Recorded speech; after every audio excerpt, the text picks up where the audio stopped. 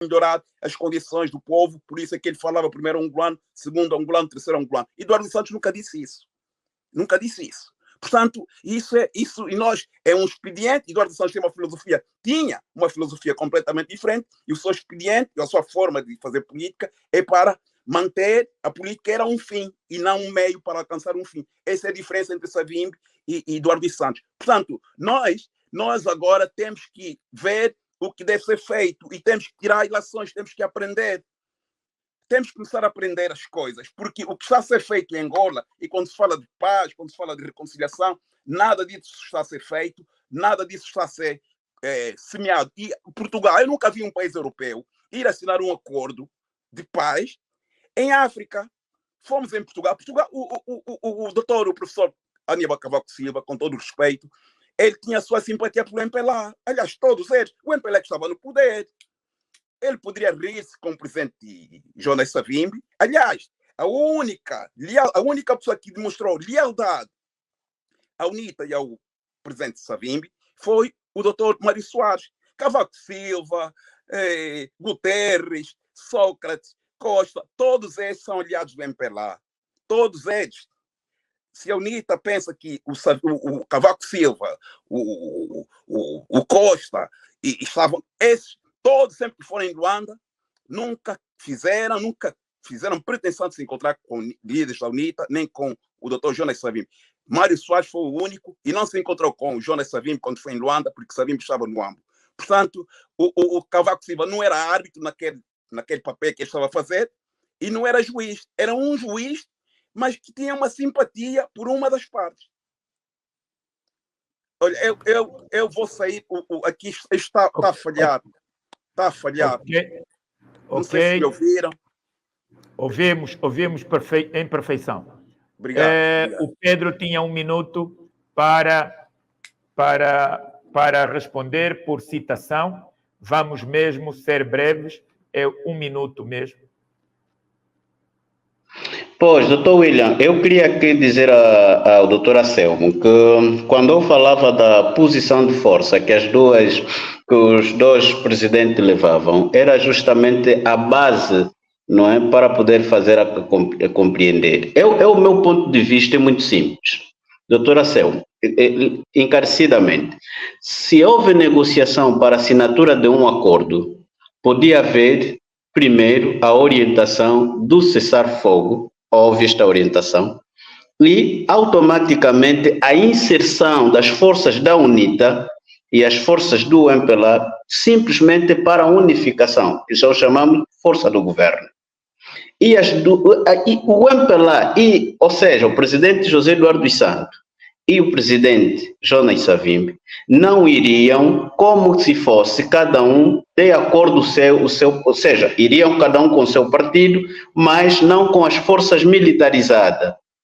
Teríamos apenas uma força só. Por isso é que os acordos, um dos parágrafos dos acordos diz que devem fazer a inserção das forças da UNITA ao governo.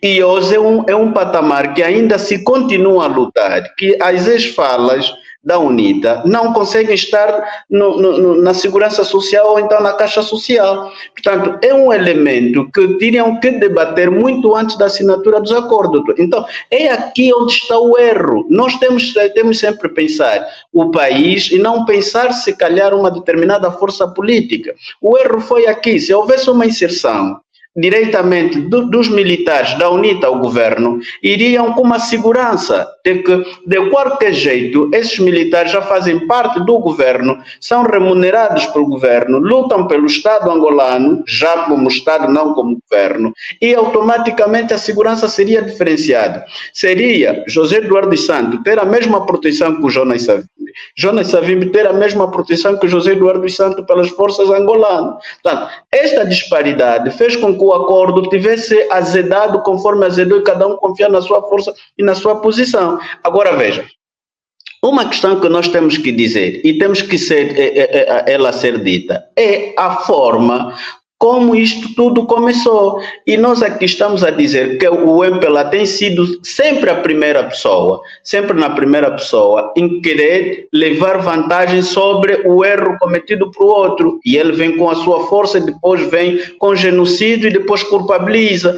Isso já presenciamos, o ataque do comboio na Baixa de Malães, portanto, o ataque de outras zonas que culpabilizavam sempre a UNITA, mas as forças do MPLA é que atacavam, como se fosse o MPLA, as forças militarizadas do MPLA levavam rebuçados e outras coisas para distribuir às outras populações. Agora, o que nós pretendemos, essa culpabilidade já foi entregue, doutora Selma, essa culpabilidade está entregue ao MPLA, fez o genocídio, fez, não reconhece esse assassinato, reconhece. Portanto, agora, o que deve se fazer é encontrar essa culpabilidade, encontrar uma lisura para poder o país movimentar, não é? O país tem que desenvolver, e nós é que estamos aqui deste lado a analisar os factos. Não podemos ter vergonha de dizer que as duas forças foram na mesma posição, por isso é que depois entraram novamente em conflito. Portanto, temos mesmo que rever, nós não podemos começar de cima e esquecer a base, temos que começar a base, acertar e depois subir ao topo. Doutor William, eu acho que... Exato, mesmo para concluir. Então, Anselmo, o teu minuto final.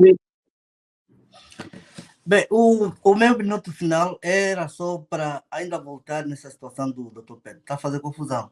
O acordo incorpora aquilo que são intenções do que seria, de facto, a própria organização e a estrutura das Forças Armadas. O que eles fizeram foi, de facto, dar corpo àquilo que era o princípio. Nunca devia ser o contrário. É o mesmo que passar a carroça à frente dos bois. Não funciona. Portanto, isso é história, é o passado. Nós não podemos camutear. Temos que ser rigorosos nos termos, temos que ser rigorosos na análise e na lógica também. Não é que houve essa sobreposição, não. O que foi se fazer, o acordo foi a corporação das ideias que depois vieram a dar corpo àquilo que vocês chamam, porque caso contrário, seria então a UNITA integrar no governo e seria desfeito. Não, não é assim. Isto, se fosse a integração, então o doutor Salim tinha que ser mandado para o exterior, que não servia. Não, não é isto. Não. O que temos hoje Forças Armadas, o que temos hoje com chama Forças Armadas, é produto deste acordo. Certo? É produto deste acordo. E foi muito bem feito. Agora, o governo tinha responsabilidade acrescida por ser governo e não fazer o trabalho inverso. Exatamente. Não fazer o trabalho inverso. Agora, isto é passado, o que temos que fazer é corrigir como corrigir. Portanto, veja que até agora não existe mecanismo de diálogo entre o governo e a UNITA. Veja, estamos em 2024. Portanto, isto aqui, análise rigorosamente é esta. Nós temos que indicar o ponto crítico da situação. Esta obsessão do poder. É dizer ao MPLA que o poder não é o fim, unicamente. Exato. O poder é um serviço que deve estar posto à disposição de todos. Você governa um tempo, os outros também governam. Mas se também tiver que governar bem, pode ficar um tempo. Agora, não ostracizando os outros, né? Ignorando todo o conjunto de situações na sociedade e deixar o país à deriva. Não é isto. Exato.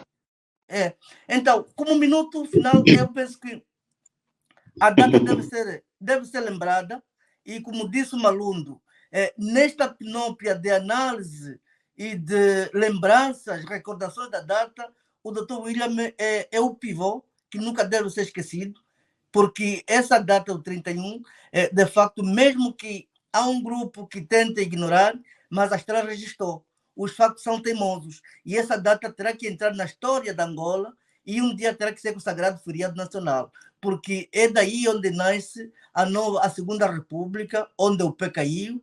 Tudo quanto temos hoje, mesmo mal feito, e mal intenções também, é fruto do 31 de maio. Portanto, para nós, o 31 de maio é uma data memorável, uma data muito importante e inesquecível na história recente da República de Angola. Ok. Muito obrigado a todas e a todos. O Pedro já deu o seu minuto final. Podia ter adicionado, William. Diga. Podia ter adicionado alguma coisa. Sim. Breve mesmo. Bom, eu diria que podíamos ter aproveitado o 31 de maio, independentemente de ser uma data muito desvalorizada pela entidade governamental, podíamos ter chamado aqui a atenção à Comissão da Reconciliação Nacional para que as datas de entrega dos corpos ou das ossadas dos falecidos vítimas dessa agressão ou desta guerra aos seus familiares, para que pudessem rever as datas também memoráveis ou então as datas dos feriados. Pudessem rever, porque se há reconhecimento de que houve um mal ao nível nacional, tinha que haver também condecorações dessas pessoas, ou então com datas memoráveis, ou então com data de reflexões. É preciso que a Comissão de Reconciliação que está ali a fazer a entrega das ossadas pudessem criar esta calendarização de entrega e as datas memoráveis. E como os colegas já disseram, pelo menos as figuras ainda que estão vivas seriam também tidas e achadas. Pelo que vimos, uma separação enorme nessa jogada. Parece que há mais aproveitamento do que outra coisa que se diz de reconciliação nacional. Portanto, é necessário que se atribua, porque eu não vejo lógica, por exemplo, da Via Express ter o nome do Fidel de Castro, que não fez absolutamente nada para esse país, enquanto temos os heróis nacionais e só temos uma data do herói nacional, que é uma coisa errada. Podíamos ter dado o nome desta avenida, por exemplo, Jonas Savimbi, se o país tivesse a vontade de ser um país reconciliador. Portanto, é preciso que esta comissão trabalhe mais, esforce um pouco, crie ideia para que este elemento seja, na verdade, de caráter ao nível nacional. Muito obrigado, Pedro Kayala, Anselmo Kudumola e Malundo Kudiqueba. Muito obrigado a todas e a todos. Rememoramos 31 de maio de 1991. O país continua estagnado. Boa noite, até amanhã, porque amanhã é outro dia que se quer diferente. Boa noite, Dr. William.